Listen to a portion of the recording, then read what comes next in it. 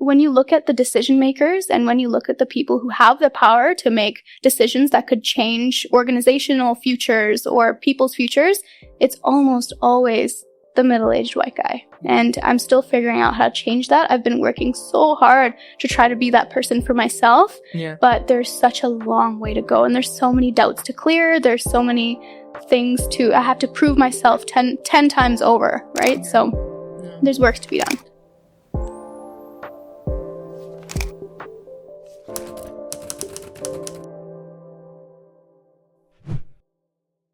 Hi, everyone, and welcome back to Sunday Refocus, a Style by Nif production. I'm your host, Nifemi Ashani, and today I am so pleased to welcome Suvi Sharma. Suvi Sharma is a remarkable individual who stands among Edify's prestigious top 40 under 40 candidates. Suvi is not only an accomplished e-commerce consultant, but also boasts a diverse portfolio as both a model, photographer, and influencer, having featured in Vogue magazine.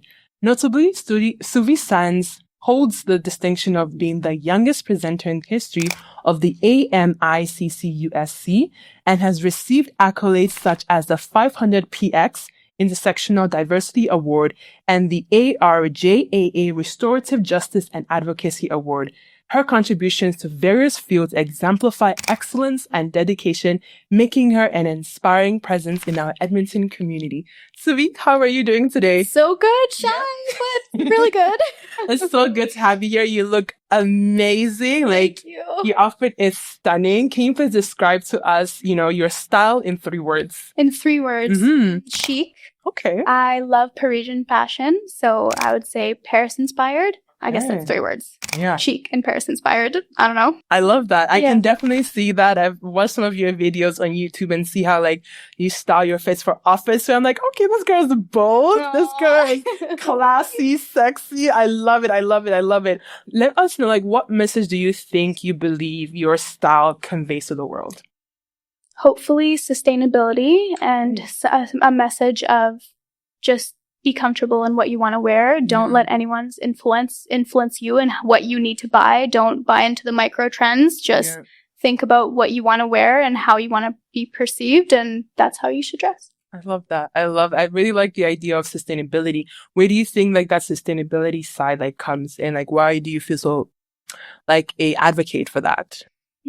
I think so it goes back into my roots. So I'm from India, and my grandmother, she was actually a seamstress, but she embroidered for some of the biggest, Tommy Hilfiger, Dior, but in India, in factories where she was paid 5 cents an hour, barely pennies, nothing. And I think I'm, of course, guilty in my 18, 19, 20-year-old self. She would buy just into the micro trends. She would buy whatever was trending at the time, whatever she saw, she would buy it quickly, and then she would wear it 5-6 times, and then it's gone, right? So now I want to honor my grandmother and just remember what she went through in purchasing and my purchasing decisions. Wow, I love that. That is such a beautiful story. So were you born here in Canada or back home in India? No, I was born in India. Okay. I came to Canada when I was 8 or 9. Okay, lovely. I would love to go into your journey as a photographer and model. I know you've been doing that for a long time and you even work with mode models. So, walk us through that journey. How did you get into photography, into modeling? Recently now you're doing social media and marketing, but walk us through how you started, why you started. Sure. Yeah. So I think my primary interest has always lied in business. So when I was really, really young, we initially moved to BC, and BC is very expensive. So my dad so I come from an immigrant family. My dad tried to start a business because he has an education in engineering back home. But then when we came here, his credentials weren't valid anymore. And it was a devastating reality, right? It was terrible for him. It was terrible for my mother. So he tried to start a business, and it didn't go well the first time, and we struggled a lot coming here, but I was so inspired by my dad and his persistence, and now he is doing so well for himself. He owns an advertising agency. He's doing so great. I'm so proud of him, but just coming from nothing, literally nothing, we were dirt. I'm sorry, mom and dad. We were dirt poor. It was so bad. But coming from that and then seeing my father grow into who he is today has always been such an integral factor in what I've been interested in. Wow. So I like to say that I started my first business when I was 9. So what happened is my youngest brother, he was born with cleft palate, and I was 9 years old at the time. He was just born. He would have to go to the Vancouver Children's Hospital over and over again, probably every week, to get surgeries, to get checkups, all of that. And it was taking a toll on us because we lived in Abbotsford. So that's about an 1.5-hour drive from Vancouver. Mm-hmm. And gas is not cheap. At the time, we had a rickety old vehicle, right? It was not an easy commute. It was not easy on our pockets either. So I saw that and I asked my mom to take me thrifting. And I said, Mama, can I please get some beads and something to create jewelry out of? She was like, yes, okay, let's go. I have $5 for you, right? So I went and did that, and I made some bracelets, and I started selling them at lunch hour in elementary school. Wow. And the money went to the Vancouver Children's Hospital. It was only like $75 that I raised, but I was so proud in that moment.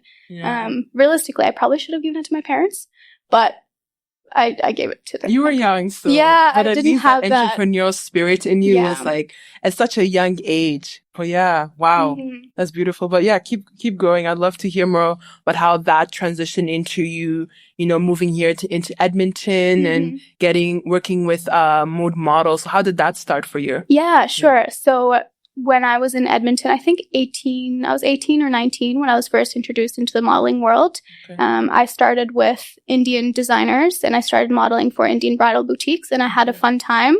But I noticed that they didn't really value their models at the time. Not Mode. Mode is fantastic. But I was working independently with Indian boutiques, and I was finding that they valued their photographers and they valued their set designers, but their models were just disposable 18-year-olds that if they said something wrong, then it would be the next one the next day, right? I didn't like my first introduction into the modeling world, and I hate that it was my own community that created that perspective for me.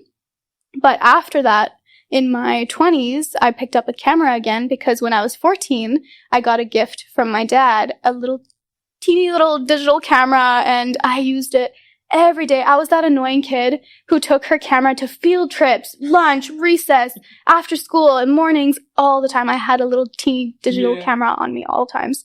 But then I dropped it in a puddle. And then I never got one again until I was an adult. So, because of course my parents couldn't afford to get me another little digital camera at the time. So, I didn't pick up a camera again until I was 20, because that's when I could buy one again for myself. So I got one, and then I started practicing self-portraits and just practicing taking photos of my friends and family and that kind of thing. And I practiced a lot, probably every day. I would ask to take photos of my friends or my family or my boyfriend or just myself. I would use myself if nobody else was available. Catherine from Mode Models, she noticed my work and she really liked it. And she brought me into working with them, doing test shoots with them. And I learned so much from her. I love, love, love Catherine. And I'm always grateful for everything that she's taught me. So that was my initial introduction with mode and photography. Wow. No, that's amazing. I loved how you didn't give up, even though you had not such of a great experience of the creative world growing up a little bit. And now in your 20s, you're like, you know what, let me pick this back up again. What would you say was sort of that pivotal moment that shaped your path into where you are today? Just remembering that creativity is who I am. Initially, I wanted to go to law school. Wow. No, not wow. I'm so glad I didn't. Not that there's anything wrong with law school, but I find that if I had taken down that path, then I don't think I would be where I am today. I don't think I'd be happy. I don't think I would be doing the things that I am today. I think it was so integral for me to stay in touch with my creative side, whether it's painting or drawing or taking photos or anything of the sort. Just practice and a lot of it. Yeah. Wow, that's really beautiful. And reflecting on your experience more at mode models, you speak very highly of them. What would you say was the most rewarding aspect of working with such an agency? I think they gave me a lot of room to grow. and they gave me a lot of opportunities. So they didn't see me for being this 18-year-old Indian woman or 20-year-old Indian woman. They saw me for my work. And that's always how I've been wanting. I've been wanting to be seen as that. I've been wanting to be seen for my work, for my brain, not for what I look like or how I'm perceived in that way. I've always wanted to be seen for what I'm capable of. And that's how I felt Mode viewed me. And I've always had that view of them, and they've always had that view of me, which is why I think that I've always really liked them from the beginning. What would you say were some like challenges like you faced working there, or in past maybe how you have been able to overcome the challenges during your time? I would definitely say there was some lack of diversity initially. When I first started taking photos, I noticed that it was a lot of, so the white models would be just incredible. They would be held to a medium standard, you know, but then if you're a model with any agency, and you're a person of color, you're a woman of color, you have to be a 20 out of 10. You know, you have to be perfect. You have to look so good in order to compete with the white women who maybe don't have those exact conventionally attractive features. So I would find that it was a lot easier for my Caucasian counterparts to get further ahead than it was in the modeling area specifically than it was for women of color. So that was a challenge that I was noticing, and I was figuring out how to navigate that, but it wasn't so much Mode as it was the clients, what the clients wanted, what the agency needed to push for the clients, and what this world is right now. So I wouldn't really put it on any specific entity or agency or anything. I would definitely say that some are doing better than others, agency-wise, but I think that the problem lies deeper than we think. I think it's systemic.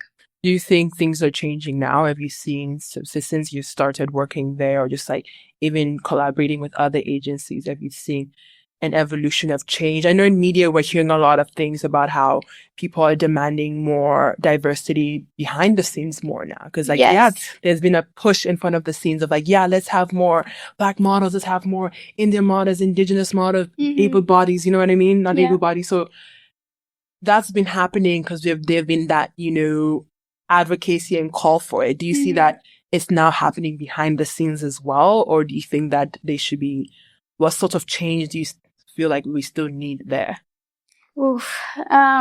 So modeling aside, just my career in general in marketing, in modeling, and the influencer world, I would definitely say if you walk into a room of executives, it's going to be white guys. It's going to be middle-aged white guys. I've been in those rooms. I've had to present in those rooms. I've had to talk in those rooms. If it's still so common that there's not a lot of diversity on the C-suite, on the executive teams. And unfortunately, that's just not going to change anytime soon. It's getting better. But when you look at the decision makers and when you look at the people who have the power to make decisions that could change organizational futures or people's futures, it's almost always the middle-aged white guy. And I'm still figuring out how to change that. I've been working so hard to try to be that person for myself, but there's such a long way to go. And there's so many doubts to clear. There's so many things I have to prove myself 10 times over, right? So there's work to be done. I'm happy that you're doing that work. And I see even on your platform as well, how you're encouraging other women to be more bold about what they do, you know, and be more bold about their voice. And it's a beautiful thing to see that you're using your platform to be a voice to young people, right? So I really love that. And I know you talked a bit about your marketing side. So let's go into that a bit more. So as a marketing consultant, what aspect of your work brings you the greatest joy and fulfillment? I love working with young women who are around my age, but they have an idea or they want to create, say, a makeup bag, or they want to figure out how to build a clothing line and market a clothing line, or just these glamorous, fun ideas. I love working with those women and taking their brands from step 1 to step 10. I think that's my favorite part, getting them off the ground. That's been the most rewarding for me so far. And I would definitely say that that's what I wake up to do. It's so much fun to me, and I've seen so much joy in it. But now I'm finding that it's time to focus on my own projects, because the more that I give out and the more advice that I give out, the more I'm finding that, okay, what about my projects? I need to devote some time for myself, devote some time for things that I want to achieve personally. So I would definitely say it's finding that balance between the two. No, I totally agree with you on that. Like being able to support other people's like vision and also trying to like support your own vision as well. So it's good that you're at that crossroad of like, okay, where do I want to turn? How do I turn? So that's really good that you're there. I feel like it's a sweet spot because you're now seeing the world of possibilities of what you can like offer. You know what I mean? So that's a beautiful thing. And, you know, given your success on building like sizable like followings on social media platforms like Instagram, TikTok, YouTube, what strategies would you recommend to fellow creatives seeking to grow their own like online presence and engagement? Get up and do the work. Be consistent and ask yourself how bad you really want it. Because when you tell yourself, okay, I want this really bad, then you can take a look around and there are 50 people working harder than you at any given moment. So get up, ask yourself how bad you want it, and do the work. Because that's what everybody has to do in order to survive. Everybody has to do it in order to get to that place that they want to be. It's not sunshine and rainbows. I've had nights where I've cried because of the cyberbullying. It's not sunshine. It's not rainbows until you hit a certain point and you hit that toughness in your spirit. So if you reevaluate what you want, you take a look at if you really want it. And if you want it that bad, put in the work. There's no other way to do it. If you want to build a following, be consistent, post. Don't be afraid of being cringy. Post twice a day. Post as much as you can. See what works. Do A/B testing. And just don't be afraid of what people are going to say to you because none of them really matter unless they add value to your life. No, well said. Thank you. Well said. I feel like a lot of people do have like that fear of like just putting themselves out there, like that imposter syndrome. Yeah. You know what I mean? So that's a huge thing in society, even among like young women as ourselves, wanting to grow a presence online. It's like, yeah, I want to do this, but you know, all those excuses, right? So even me too, I had to even come to terms in the recent year that was like, last year I was like, yeah, I want to, you know, grow my social media, but I don't really want to be out there like that. But this year, I just felt in my spirit, I was like, yo, just do it. You know what I mean? So I love how you said it. Like, there's no sugarcoating it at all. You do it or you don't do it. Exactly. Right? Exactly. I ask myself that every week. How bad do I want this? How bad do I want it? How bad do I want it? And that's how I got this far. Yeah. Because I want it bad. Yeah. No, I love that. I love that. Could you like elaborate on challenges like you encountered really building your business and your platform as a fashion consultant, marketing consultant here in Edmonton? Like, what would you say are the challenges you face running your business here? So I know you've traveled around the world, you've seen places, you know, you've experienced different things, but being in Edmonton, what would you say has been some things that had perhaps maybe hindered, but you're still being able to push forward? I think that, so the best example I can think of for this is the time that I wanted to fund my project and I was meeting with an investor to do so. And I don't think the investor knew what I looked like or who I was or any of that, but when it was an online meeting. But when I got into the room, he was like, "Are you Suvi?" And I was like, "Yeah, that's me." And he was like, "Oh, okay, you look really young. You're a little bit, beautiful." Like, and he started talking about what I look like and all of these things. And I was there to talk about money, financing. I was there to talk about the investment, the equity. I was there to talk about my business. And I was finding that, and this is very common in the investors that have approached me and the investors that I've approached. It's just, if you want to take your business to the next level, you have to find an investor that aligns with your values and aligns with who you are. Because if you're trying to scale something, then it's not going to be easy without outside money. Yes. It's still possible, and that's what I want to do. I don't want an investor anymore. I'm going to do it myself. You want to raise the funds? Can you go into why you don't want an investor? I want to keep 100% of my company. Okay. As soon as you start handing out pieces of your pie, then they get to make the decisions for you. So I want to remain true to who I am. I want to remain true to what I want to accomplish in my businesses. So if I want to allocate a portion of my business to charity funding and an investor says, no, you can't do that, then I'm going to be like, bye, no.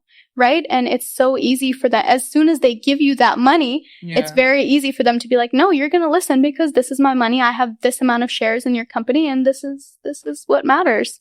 So I would definitely say, for me personally, as a young BIPOC woman, I would definitely say I would rather build something of myself without any outside help, unless it's from another BIPOC woman, like another woman of color. That's what I would want, ideally, but they're just not there. And it's so hard to find them because of what they face in these early stages, they haven't made it to that stage, or at least I haven't found one that I've been willing to work with yet. I feel like there's quite a bit out here. The only thing is just like, I would say is not limiting to just looking at Edmonton when it comes to the investors, for sure. Because I do connect with you when you say that it can be hard to meet investors that actually speak true to your values, who are like, okay, they see a young, beautiful woman, like, oh yeah, I can look past that and let's actually do the work. That's at times very hard to find. You know what I mean? So I definitely connect there. So, and I like the idea of wanting to find women who are in positions of power, who are wanting to invest in businesses like what you're doing. You know what I mean? For example, I don't know if you've heard of the 15%. They're this, I forget her name per se, but there's this two Black women who basically are running this venture capital business. That they're supporting BIPOC businesses that are in beauty, fashion, and so that's something we can definitely talk about after. But they do invest in businesses, so there are women out here doing it, but it's not a small percentage. That's just the only thing. Just a really small percentage. But I'd love to know, like, if you had the opportunity to work and live anywhere in the world, being like you're a travel girly, you know, where would you choose and what draws you to that particular location? That's a good question. So my heart, every time that I'm in Bali, my heart is so happy, but the opportunities for someone who wants to make a living online are just not there. You'd have to earn money outside of the country itself or the place itself in order to sustain yourself. But I would love to be there for 6 months at a time. So that's one place that I just feel so connected to. But if I were to choose a place to situate myself in and just settle down in, it would probably be either Vancouver or London. Why Vancouver? Why London? So Vancouver for the quality of life, I would say, for the province's values, and for I believe their healthcare is quite good. I believe their access to education is really good. If I ever have children, then I would want them to go to UBC. You know, there's a few things that attract me to BC. And also, since I've been there and I used to live there, it just feels like home to me at this point. So that would be my place within Canada. But outside of Canada, it would be also New York. I really love New York, but it's the gun violence, the lack of healthcare, it's a little scary. So in order to live in New York, I would want a lot of money. But even then, I don't know. London, there's a lot of fashion opportunities there. Definitely. I can definitely see you as a London girly. I've been to London a few times, so like it's very much like your business-esque like energy would thrive in that community. So I can definitely see that. I would love to go. There's a video that I watched on your YouTube channel called like 10 Things You Wish You Knew at 20. That was a fascinating video because like there were certain things I was like, wait, this is resonating with me. This is catching me off guard just a little bit. You know what I mean? I was like, yeah, like she's saying some good things there. So I want to ask you this question now, looking forward, you know, into, let's say, your 30s. Let's say you're 30. So what commitment or promise would you like to make to your future self? Like by 30, like, okay, this is what I know that I want to say that I've like done or I've accomplished or something. Or an advice of like, remember this. Then when you're 30, you look back like, oh wow, I said this and I did this. That's a good question. I think that the first thing that comes to mind, and this is something that I tell my younger girl cousins as well, is that a lot of people tend to make their education their entire personality. And then after their education is complete, then they make their career their entire personality. So I would definitely tell myself, what creates your characters, who you are, how people feel around you, how you make people feel, how you make people. If I take a look around this room, then I want to be able to be the person that you feel so warm and comfortable around. And telling my 30-year-old self this, I would say your accomplishments are so important, but remember to not make it your personality. Remember to stay true to your own character and how you make people feel around you, because that's the true marker of character and intelligence, I would say. No, I love that. That's really, really good advice. That's really good advice. Now going into advice to our fellow creatives and audience that are watching this, if you could offer one piece of advice to an aspiring like influencer or marketing strategist, what would it be, drawing from your own experiences and challenges you have faced in this journey? Do a lot of research. Study how other people are doing it. Thank you for that. Study how other creators are doing it, how other business people are doing it. Take a page from their books.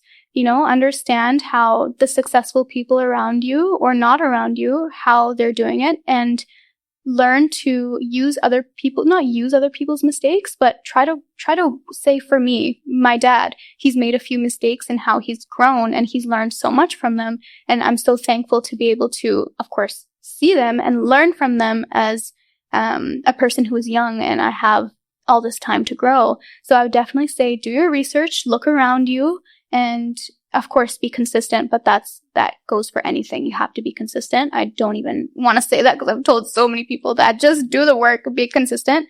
But the one other thing I would definitely say is do your research and do it well, be thorough, you stay well prepared for anything. Yeah. And I think that will take you so far. Just understanding how other creators are doing it, understanding how other YouTubers are doing it, looking at how they're editing their videos, looking at how they're speaking, how they're looking at the camera. You can learn so much from just analyzing and data. So just keep that in mind. I love that.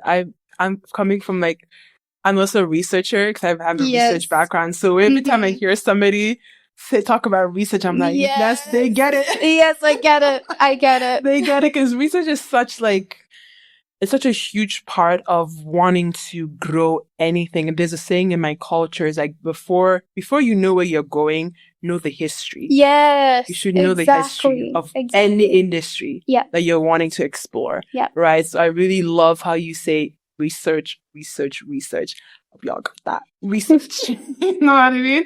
And now looking ahead, where do you envision yourself professionally? Let's say in the next 3 years, and what is one milestone you hope to achieve along the way? In the next how many years, sorry? 3. 3 years. Yeah, I don't want to say 5 because 5 is very that's everyone fair. says 5. That's fair. Yeah, I get it. So I have one of two options. So in 3 years, I either want to be doing YouTube completely full time, and I want to be at 100,000 subscribers, hopefully. God willing. Yes. And so that being said, that's one option. Or I want to grow not my marketing business, but so in the last 2 years, I started a business for my mom actually, and it was a jewelry company. And it did so phenomenally well, but then she wanted to not do it anymore because it was a lot of work. And I was responsible for all the marketing, all the branding, all the influencer partnerships, everything. So all the work was falling on my plate. And I loved it though. It was so much fun. It was so fun. And it gave my mom that sense of agency and that sense of individuality, because Indian women often have to rely on their husbands for income. So she wanted something for herself. So I built something for her. So my point being, so I would either want to be a YouTuber or I would want to be running a business like that full time. Mm-hmm. I would want to be in the business space. I would want to be doing something fun and glamorous and selling something I really believe in, like jewelry or fashion or clothing or whatever it is that I really love to design myself. So it's either being a YouTuber or owning a business or die. Nothing else. This work life is not for me. So I was not expecting that last one. You being in Edmonton, what would you say is, and because the creative work, something I've been talking about with a lot of creatives is that, there needs to be more of this community, this more synergy around the diversity of what we all do. What would you say is something that you see that, you struggle with when it comes to connecting with the community, and how do you hope for the community to evolve and change in Edmonton? That's a good question. From what I've understood and what I've experienced, the community here is really great. I've been to a lot of different music events or different concerts, different art events, different shows, and it's been such a thriving creative scene. But I'm finding that also everyone has their own little groups, which is great. There's nothing wrong with that. But if you want to talk to different people, if you want to be in those, not be right within those groups, but be able to access different kinds of people, it might feel a little strange. For me, at least, it's felt a little strange because I've always felt like people look at me like this person who is unapproachable and like not very nice or maybe stuck up. I've gotten that a few times, but at the end of the day, I love people, and I've been told so many times by people who actually know me that I'm so kind, and I just wish that it was easier to convey that with what I put out. So it's not very easy, but regardless, there's not so much I can do about that right now. I totally get that. I feel like, well, from what I've known, you're quite an approachable person. Great. So that's that. I feel like a lot of times people are intimidated because it speaks a lot about themselves. So maybe they're projecting as well. That's one thing I've noticed about people is that you can't even control that. It's really them. So it's just, you gotta keep doing what you keep showing up the way you best know. Right. So now keep doing your girl. We're going into our last question now, and it's more so focused around like the Edmonton fashion scene. Yeah. What is one thing you believe the Edmonton fashion scene needs for it to grow? And how do you think we can start today? Ooh, teamwork. Oh my gosh, definitely teamwork. If there are so many individually talented people that I know here, that if they all got together, Edmonton would be the hub for everything. So I feel like if these people just started to get together, host events, and like do more, there's no other word for it, just more teamwork and create projects for themselves and work all together just for fun and have a side project that they all work on, I think it would be so amazing to see what could come from that. And I would definitely say teamwork, get together more, see what your individual talent is, see what your value is, see what you bring, and find like-minded people and get some cool stuff done. Yeah.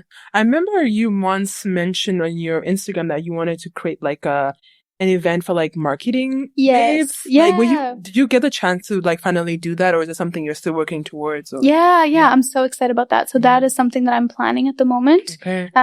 There's always a million things going on my plate. So I thought that it would be happening June 22nd. It's not. It's definitely not happening June 22nd. But one thing that's actually the idea behind that event is connecting all of these like-minded women who want to create content or want to understand branding and marketing and business and how to get their foot in the door and that kind of thing. So that was the exact idea behind that event, and I'm really excited to take it forward. It's just taking a lot more time, effort, and money than I thought it would.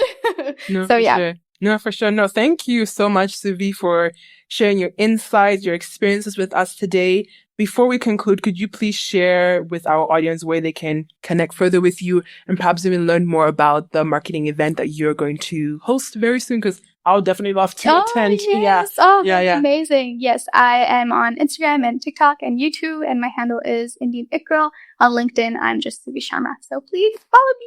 Awesome. Thank you. And a big thank you to our audience today for your active participation and thoughtful engagement throughout this series. For those interested in revisiting today's episode or accessing our educational resource in collaboration with Suvi today, you can find the recording and related materials on our website and social media platform. As well, I would like to thank our sponsors today, Strong Coffee Marketing, who is our studio sponsor, Fine Edmonton, who's our set design sponsor, for their generous support in making today's podcast possible. Your contribution is instrumental in empowering us to bring quality content to our audience. Till next time, thank you everyone. Bye. Thank you for tuning into Sunday Refocus, where we embark on a journey of empowerment and growth for emerging creatives in the fashion industry. I hope you enjoyed today's episode. If you've been inspired by the stories and advice shared by today's guest feature, please don't forget to like this, subscribe to our podcast channel, follow us on Instagram, and share this with your fellow creative friends.